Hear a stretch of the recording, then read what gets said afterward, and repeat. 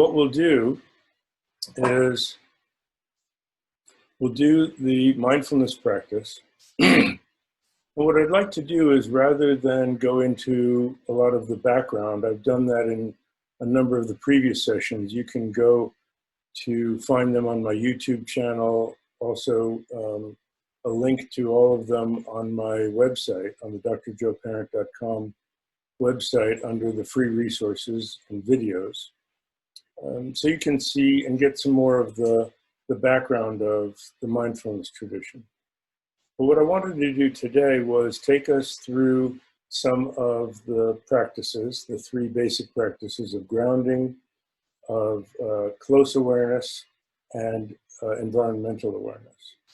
And then we'll do a little question and answer, and I have a little technique for taking this into everyday life that I want to share with people, called stop, drop, and breathe. Like stop, drop, and roll, but this time it's when your mind is on fire, not your clothes. So we'll do that, and then I want to leave time for a caring kindness practice, given the strife that is present in our society. I'd like to do a little practice that I think will be of benefit for that. So let's get started. When we do this practice, we do the mindfulness practice. The purpose is to be more present. And our bodies are always in the here and now, but our minds are like a time machine that go to the past and the future. So we want to synchronize them up here in the present moment, and the body is the reference point for that. Now, so the mindfulness practice is both the state of being, which is fully present. Your body and mind are synchronized in the present moment, tuned into everything you're experiencing internally and externally. But it's also the practice of, when your mind wanders off, of bringing it back to the object of attention. Now, what I want to make clear about the practice is, a lot of people teach, when you go off into a daydream or you get distracted, bring your mind back to the present. Well, you don't need to bring your mind back to the present. As soon as you realize that you've been daydreaming or wandering, it's like you already woke up out of that daydream. You're already back. The being in the present is the default mode. We think being distracted is our default mode, and we got to find the present. But it's always here. We can't leave in a certain way, except in our minds. So the key is to understand that. That's the good news. You don't have to find the present. It's already here. As soon as you realize you were daydreaming, you're already back. The practice is to remember what you were doing. In fact, that's the translation of the original word from 2,500 years ago. It means remembering what you were doing. So when you wake up from the daydream, remembering what your object of attention was, whether it's something in your body, whether it's your breathing, whether it's your perceptions, whatever that object of attention was, and you bring your mind back to that. That's the practice of coming back. You're already back to the present moment. So, one way of putting it is, we also have thoughts that we can be aware of. Thoughts are not the enemy, but thoughts can grab hold of us and hook us and take us off into the past, future, or someplace else in the present. But if you're aware of your thoughts, well, it's like watching a parade. It's when you find yourself in the parade that you've gotten swept away and taken away. And that's when you realize it, then you hop off and you're back, you're already back. And you pay attention to what it is you were choosing to pay attention to, watching that parade, being with the breath, being with the body. So that's the basic thing I wanted to talk about. Now, we do this practice sitting up, because when we learn it lying down, we fall asleep. When we learn it standing up, we tend to get antsy and move. So you want to sit up like we were told in school. Sit up and pay attention in a good posture, and feel like you can feel your sit bones pressing into the seat that you're on. Your legs, if your knees are higher than your hips, it's helpful to cross them in front of you so that your knees are even with or lower than your hips. As far as your hands and arms go, what's good is to just let your arms hang to your side so that you know that you're not pulling your shoulders forward or pulling them back. Just let them hang to the side, leave your elbows where they are, and swivel your hands palm down on your thighs. You can also swivel your hands palm up, one on top of the other in your lap, whichever is more comfortable for you. We're going to do 3 phases of the practice, and the first one is with our eyes closed, in which we go in and get more grounded and centered and settled. The second phase is with our gaze downward, because we want to keep our minds close to us. And the third phase is with looking straight out ahead and being environmentally aware. So our gaze is different for all 3. When we open our eyes, and we do this with our eyes open because the practice is supposed to be 24/7. And to make the practice 24/7, you don't walk around with your eyes closed. So eyes open wide open in the third stage, gaze downward. But when your eyes are open, don't focus tightly on a spot. Just let your gaze soften and be open to the space that you're in. Okay. So get yourself settled. As far as the breathing goes, you want to breathe in through your nose if at all possible, unless you're really clogged up. Breathe in through your nose. When you breathe out, mostly through your nose. If a little comes out your mouth, that's not a problem.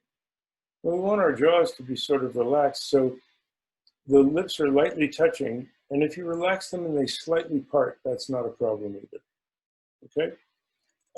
As far as your head goes, if you're tilted down, you tend to fall asleep. If you're tilted up like this, you tend to get spaced out. So you want to feel like the back of your head is extending upward slightly, and then your chin pulls in very naturally. You don't want to pull it in tight. So we want to be upright, but not rigid. We want to feel like our spine is kind of like a tent pole, and the rest of our body is hanging like the canvas from the tent before it's pulled out. So let's start, and let your eyes gently close. We're going to sweep away or let melt, whichever metaphor works better for you, whatever image works better for you, any unnecessary tension we don't need to hold our posture. Now, obviously, we can't force it out. That would be contradictory. We just let it melt or let it gently brush away as much as it will. And we start at the top of our head, forehead, eyes and ears, cheekbones, back of our head, and our jaw. You can let your jaw kind of wiggle a little bit, just to soften it up. Another technique is clench your jaw for a second or 2, and then just let go. That's called progressive relaxation.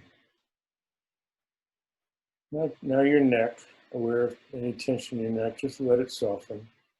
Your shoulders, in this computer age, your shoulders are sometimes right up by our ears. Just let them hang down like that canvas from the tent pole. Shoulder blades and collarbone, upper arms, chest, and upper back. Rib cage all around. Solar plexus.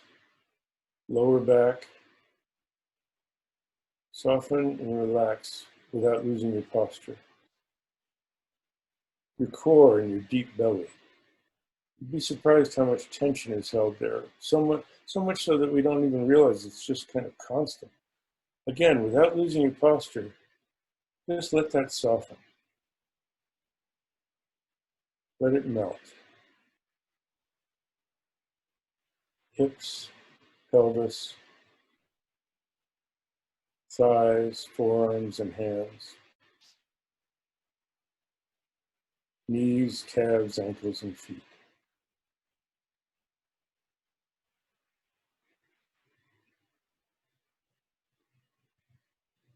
So we've swept away any unnecessary tension. Now let's move down and get a little more grounded.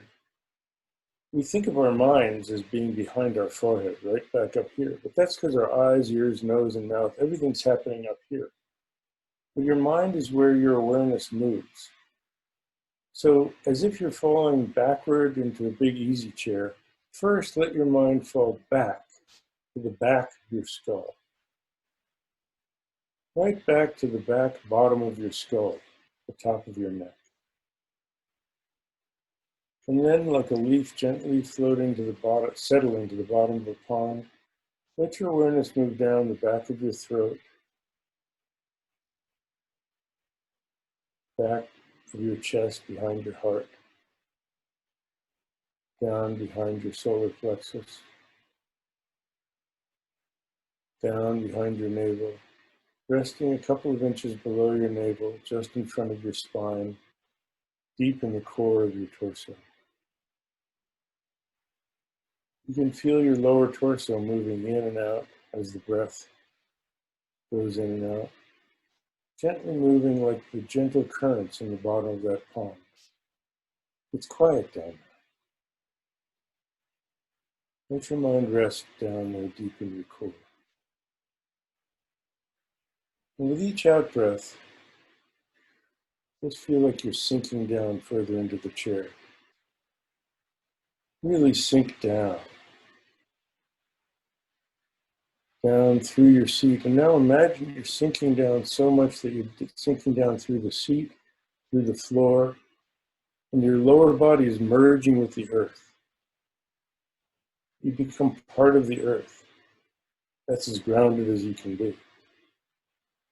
You're part of the earth, but your posture is extending upward majestically, like a mountain.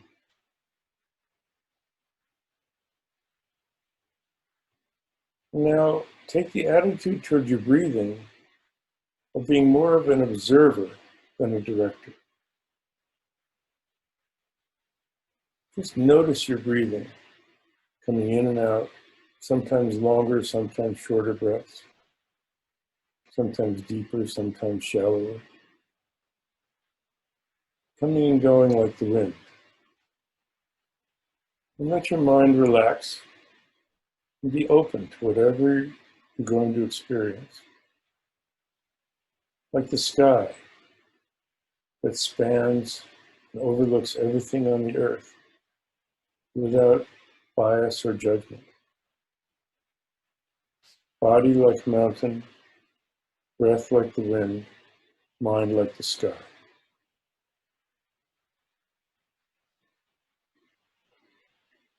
Gently open your eyes, keeping your good posture, looking slightly downward, kind of a 45-degree angle. If you're in front of the computer, you might be looking at that place where the bottom of the screen and the top of the keyboard meet. And then soften your gaze and just be open to everything in your peripheral vision. It's like you're aware of the space that you're sitting in, close to you, not too far out. And aware of the internal sensation of filling as the breath comes in, emptying as the breath goes out. And that's the object of our attention, where we're resting our mind, on the sensation of filling and the sensation of emptying, with awareness of our posture, those three things: filling, emptying, posture. We'll do that for a couple of minutes, not too long.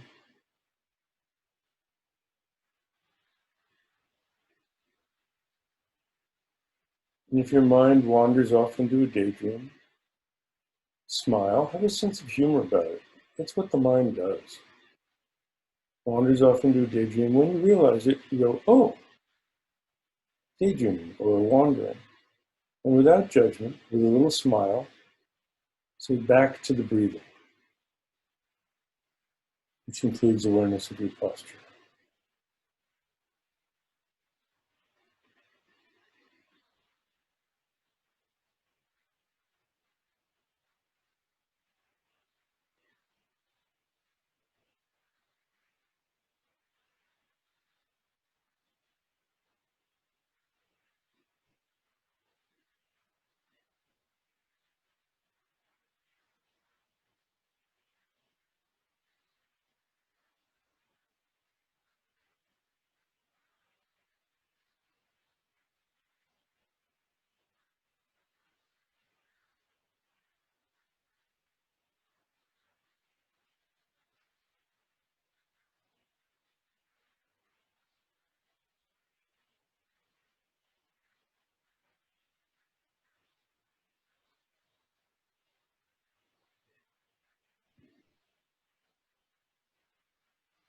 If you find your eyes closing and you get drowsy, just open them a little wider.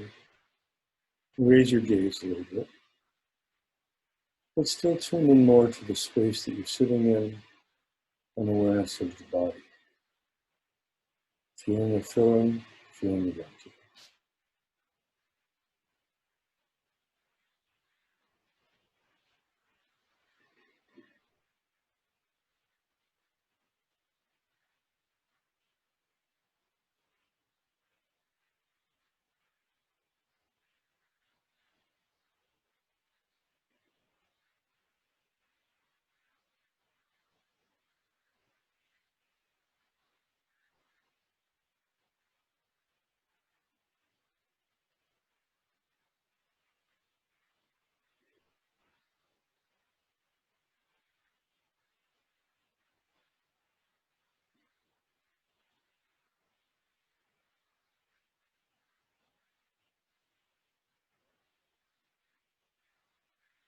Now sharpen your attention by finding a smaller object of attention, a particular sensation, like your belly expanding, feeling like your lower core, your deep belly expands and contracts as the breath goes in and out. Maybe you notice your back widening as you breathe in and narrowing as you breathe out. Notice cool, dry air coming in through your nostrils, warm, moist air going out. Any of those spots, particular location in your body, rest your mind there. Do that for a minute or so.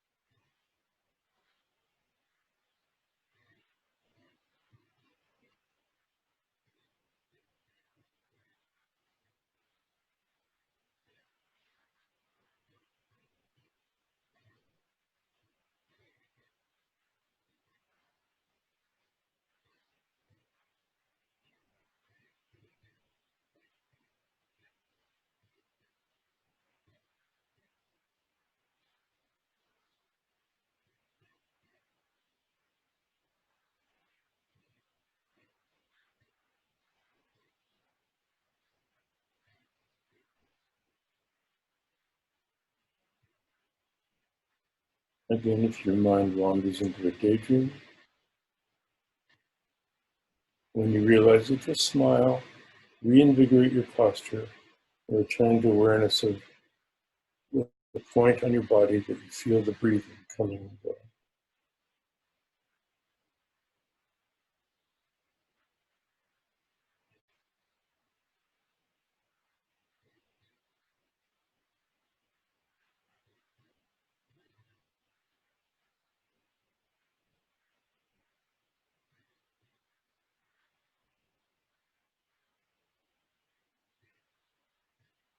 Now switch your attention to the overall sensation, the stages of filling and emptying, starting to fill, filling and full.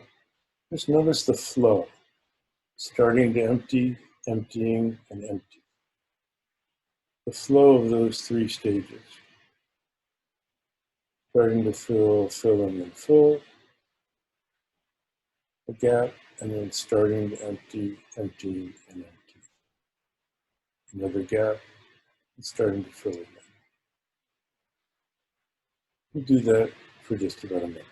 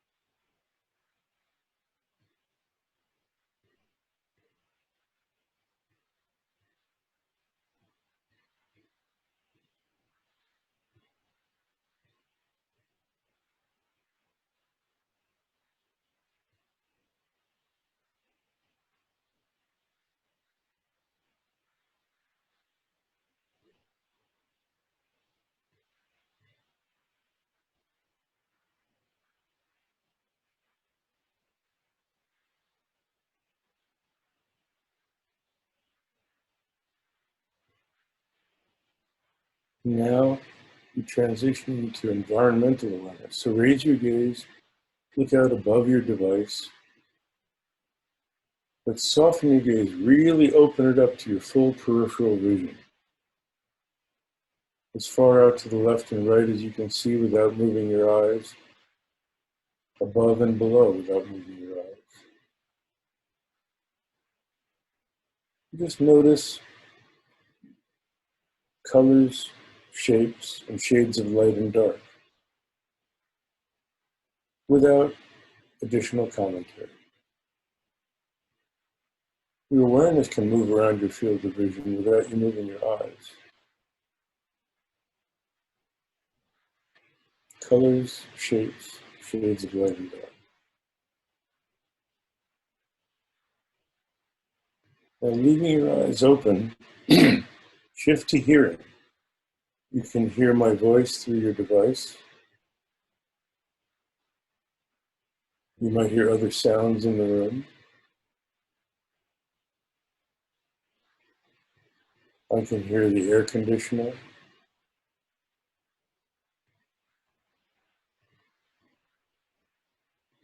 traffic in the distance. Soften your hearing in the same way and listen in all directions for sounds as far away as you can hear. High and low pitched sounds, loud and soft sounds. Again, without a lot of commentary.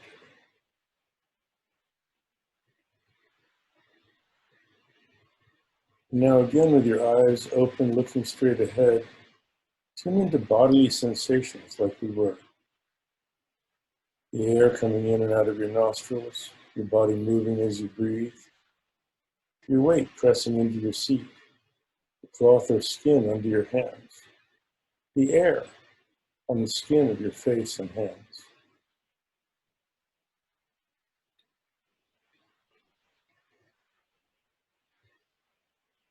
Watch for thoughts coming and going in your mind. Notice how they appear, dwell for a moment, disappear. Sometimes they come in sequence so fast that you think they're continuous. If you look carefully, they're more like the frames on a movie reel, one after the other, disappearing before the next arises.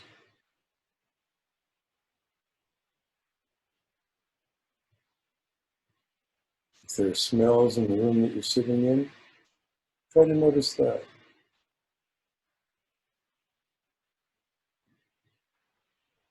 And now the practice is a very gentle one. Because we're not centralizing into ourselves, work with the out-breath more than the in-breath.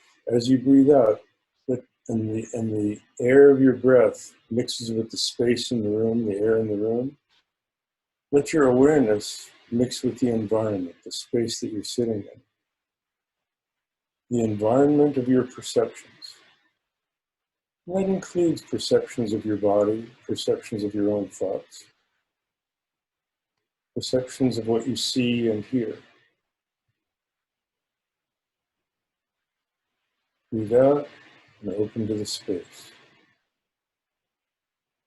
And now you have the luxury of letting your mind wander, but let it wander among the different perceptions that are happening in the present moment. Let it wander from seeing to hearing, awareness of bodily sensations, awareness of thoughts.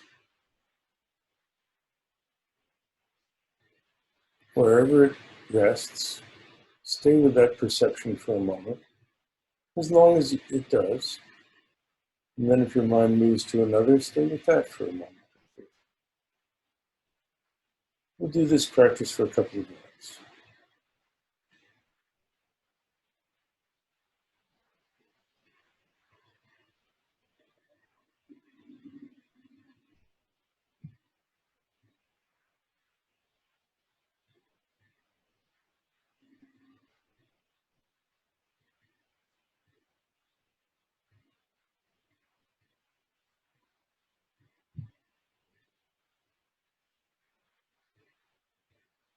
Again, if your mind gets taken away into a daydream, you realize it, just smile. Come back to your body, go out with the out breath, and open up into space.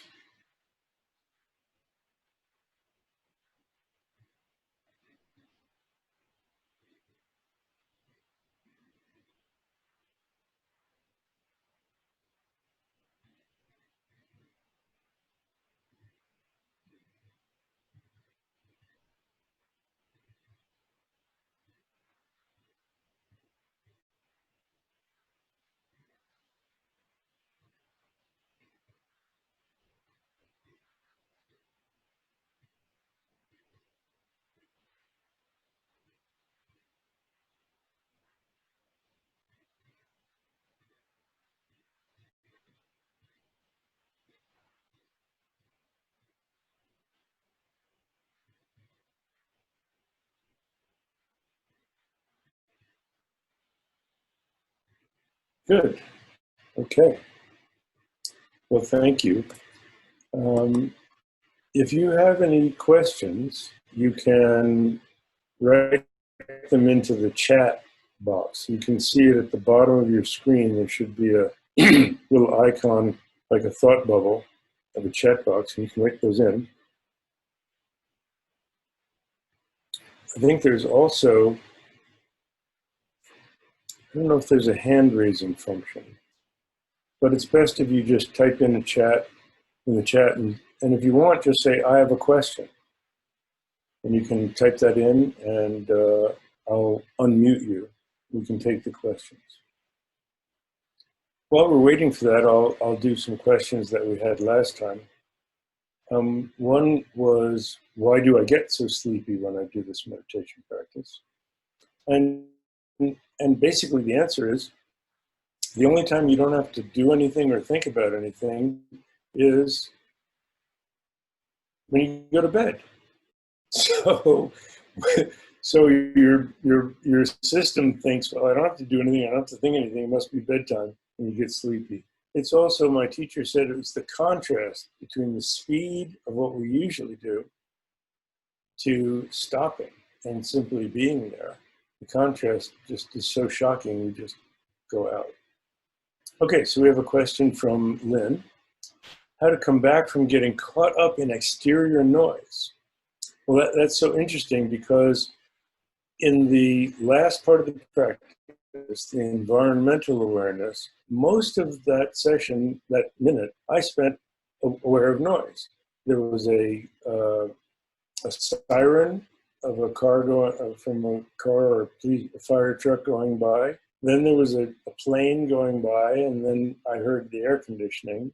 And so it's just noticing those, and that's included. That's the object of your attention. There's nothing wrong with that. You're not distracted by it, because that is the practice, to be paying attention to that. And then I noticed the moon on the screen, and I noticed the light in my room, and sight became the sense perception I was tuning into. Now, in the tradition, and then I said, oh, that's interesting. I went from hearing to seeing. Oh, and now I'm thinking. So then I tuned into my stream of thoughts. So that's how you move from one to another to another. And in the tradition, working with the sense perceptions, it's the metaphor is, it's like a monkey in a room with 6 windows, and the monkey jumps from window to window to window. But whichever window it's looking out of, that's the primary, that's the foreground. All the other sense perceptions go to the background. That's why when we do get caught up in a daydream, we lose track of everything else that's going on. It's like sitting in a lecture, and you hear the person talking, and you get off into a daydream, you come back, you missed everything they said. The words landed, they came through your ears, but they didn't come to the foreground of your brain. So now, if you were asking about the close placement practice, or the grounding practice, where a external sound takes you away, it's not the sound that takes you away, it's your reaction to it thinking about the sound.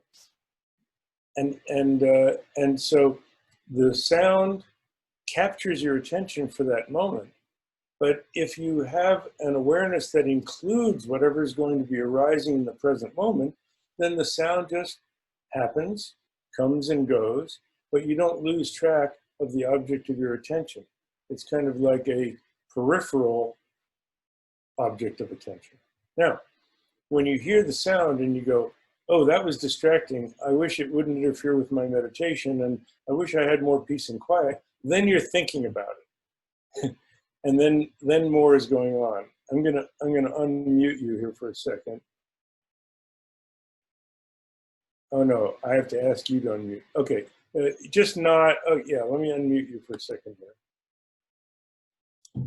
Okay. There you go. Okay, did that answer your question? Oh, hang on.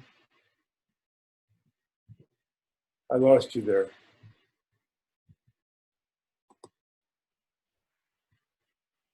Unmute. There you go. Okay, did that answer your question? It did, and I will say that I was definitely getting caught up in it. And first, what is it? Is that a tape measure? Is that a tool? There's the commentary. There's the commentary. You just hear the sound, and if there's one thought, oh, is that a tape measure? Don't know. But then if you keep going in the thoughts, then you're caught up, and it's a practice that you have to recognize the feeling of getting caught up like that. You'd be surprised that it does happen quite often, that you don't realize you're in the daydream when you're in the daydream, and suddenly something pops. And that's the good news. The daydream always pops. Otherwise, we'd go off and do it and never come back.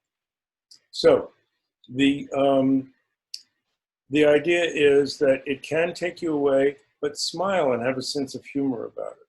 And then you include it, and that's why I included that environmental practice, so that you can shift it. If you're working with the breathing and there's a lot of sounds going on, you can always shift to that and make that the object of your attention.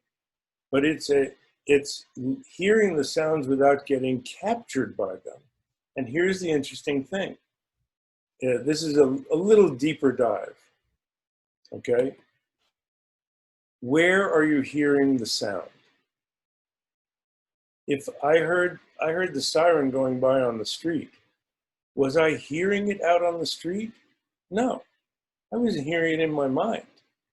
Because what sound is a vibration that comes in my ear, resonates and creates an impulse into my brain, and that's where I'm hearing the sound. You're not hearing it out there. So if a tree falls in the forest, does it make a sound, is an interesting philosophical question, because sound happens in the mind.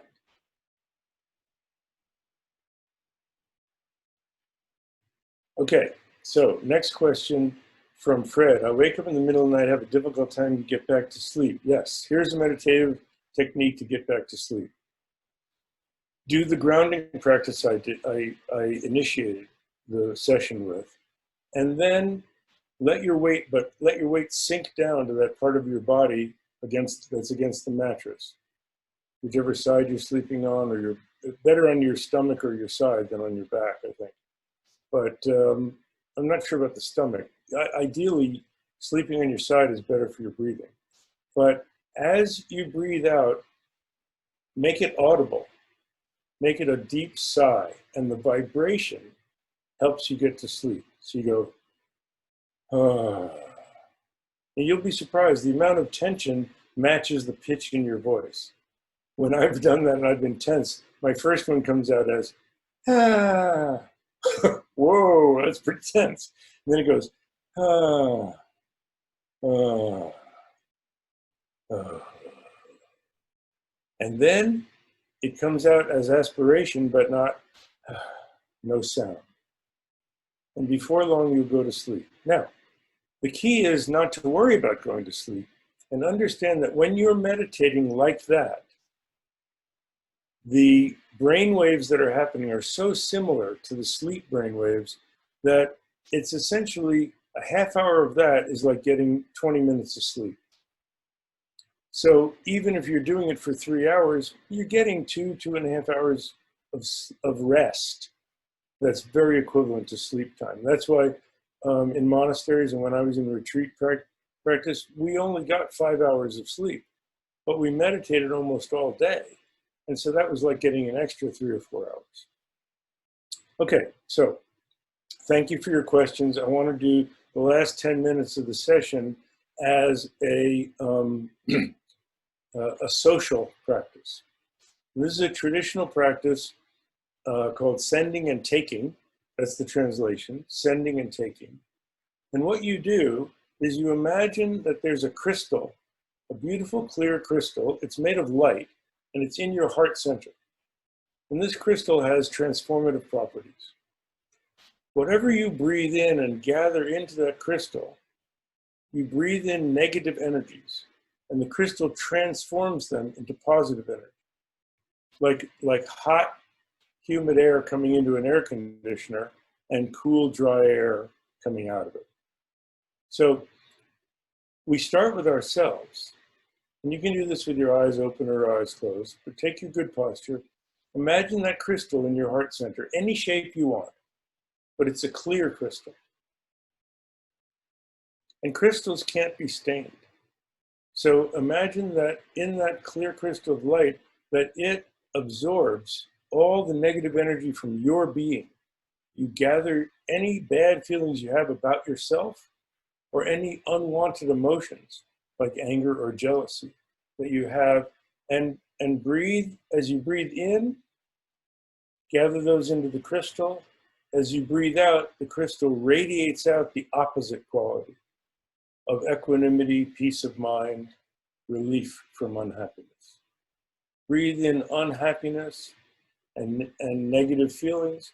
Breathe out and feel the crystal radiate out to your whole being, filling your being with positive feelings and peace of mind. If you want to breathe, imagine it as light. When you breathe in all of these shadows, you breathe out the cool, and we have a moon right up there, the cool moonlight of kindness and peace of mind and joy. We want peace of mind, the feeling of kindness and happiness. So we breathe in the agitation, the unhappiness, and breathe out the kindness, the cool moonlight of kindness that brings us peace and happiness. Let's do that for 3 or 4 breaths. Breathe in, gather all the negativity of yourself. Breathe out and fill your whole being with the cool moonlight of kindness, peace, and happiness.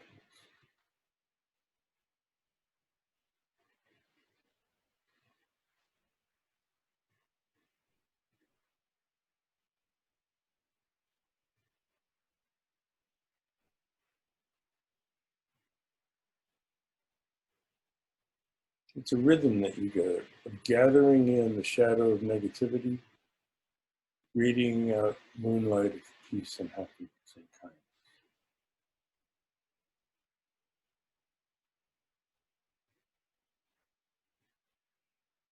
Now, I want to move to thinking about our society and all the struggles that we're having.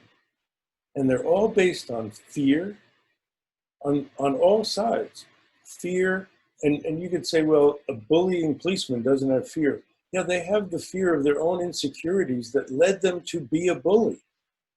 And that goes all the way up to any leaders that act like bullies, any people that act like bullies. It comes from a deep-seated insecurity, a fear of not being good enough, not being a good enough person. And on the other side, the people who are abused in these social situations by authorities, they live in an environment of fear. it's hard. The idea of this practice is to not say, I can't imagine how bad that must be, but to say, I want to feel what they're feeling. And so the fear leads to hatred, and hatred gets manifest as anger. It's a trifecta, the three qualities that go together: fear, hatred, and anger. And so you want to say, well, I want to feel compassion for the people who are being abused and mistreated. The key is to also want to take away these negative qualities from the abusers. Wouldn't it be a better world if you could take from them their fear, hatred, and anger, and instead have them have peace and kindness and patience? And then they wouldn't mistreat people. So we want to draw this from everyone. Take in the fear. Take in, as you breathe in, take in all fear, all hatred, all anger from all beings into the crystal in your heart and radiate out to all beings. Freedom from fear. Fill them with love. Fill them with kindness.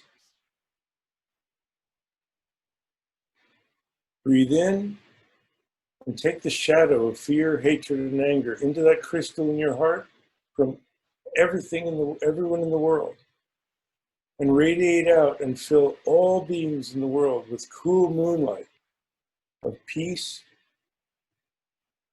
kindness, and patience. Peace, kindness, and patience. Breathe in fear, hatred, and anger. Breathe out kindness, love, peace, patience, all those positive qualities. If everyone in the world had that, what a better place it would be. If we could take that away from the people who are abusing, if we could relieve the people who are being abused, the whole world would be a better place. So let's do 3 or 4 of those breaths.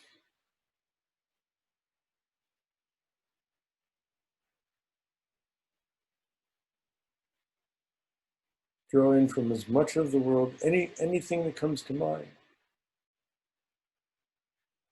The people who were murdered, the people who were abused, all over the world.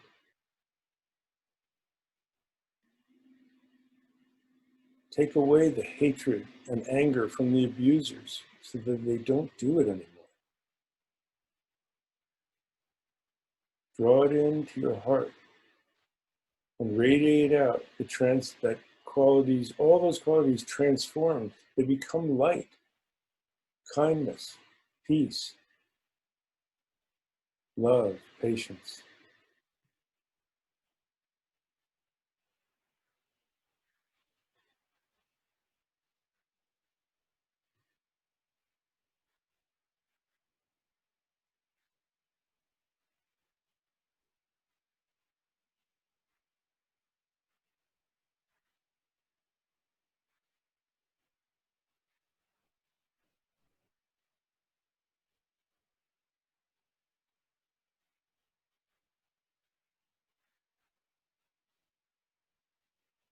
And now let's conclude the session where we usually do.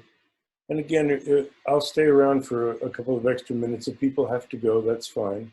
And I'll unmute everyone, and so then we can do that. But what we want to do is I want you to repeat after me, because again, we want to include everyone in our practice.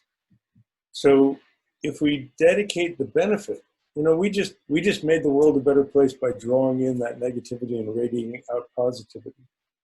We're interdependent with everyone. So repeat after me. May the practice I have just done, go ahead and say that, be of benefit to others, go ahead and say that, as well as myself.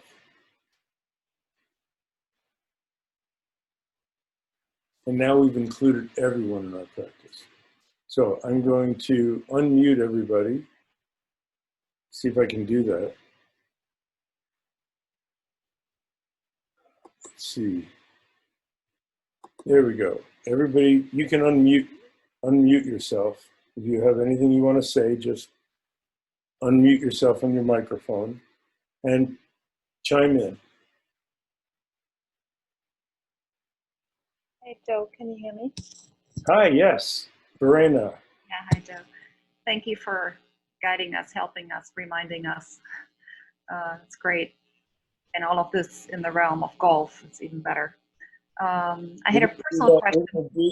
Verena, we're going to do that starting in about 15 minutes.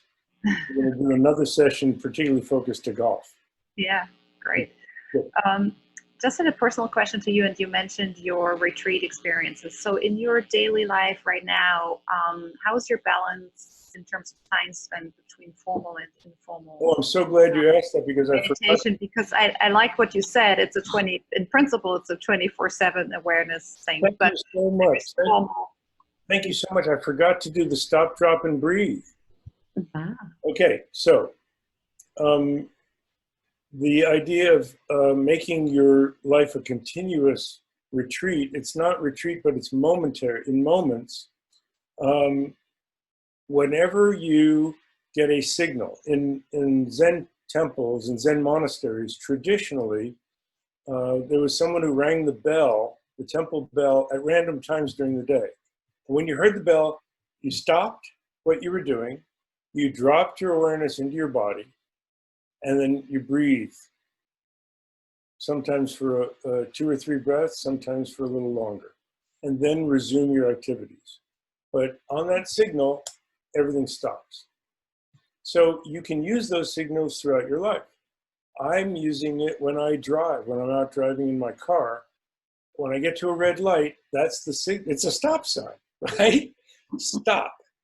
Stop. Drop your awareness and don't close your eyes. Drop your awareness into your body and take as many breaths as you have until the light turns green. And now I stop trying to make it through the yellow and say, oh, time to meditate. And stop at the red light and practice every time I get to a red light. You can do it when you get a text. You don't have to answer the text. You don't have to, like Pavlov's dog, go for the phone. But that's what we're conditioned to. Instead, change your conditioning so that when you hear a text chime, go, oh, stop, drop into the body, and breathe.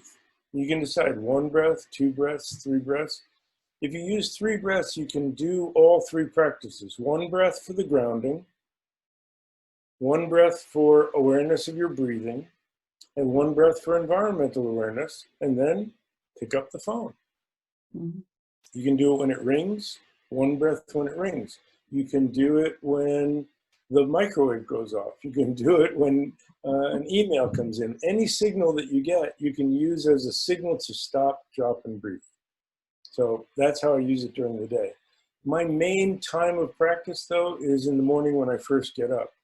I try to do a certain sequence of practices and then do some physical stretching while I'm doing a meditation with them for a half hour to 40 minutes. Any other comments or questions? We're going to get off in a minute or 2. It's been wonderful again. Thank you very much. Thank you, Jenny. I'll really enjoy it. In the golf session for your question. Yeah, I'll be there. Thank you so much. Okay. Thanks, Joseph. Bye, everybody. Bye.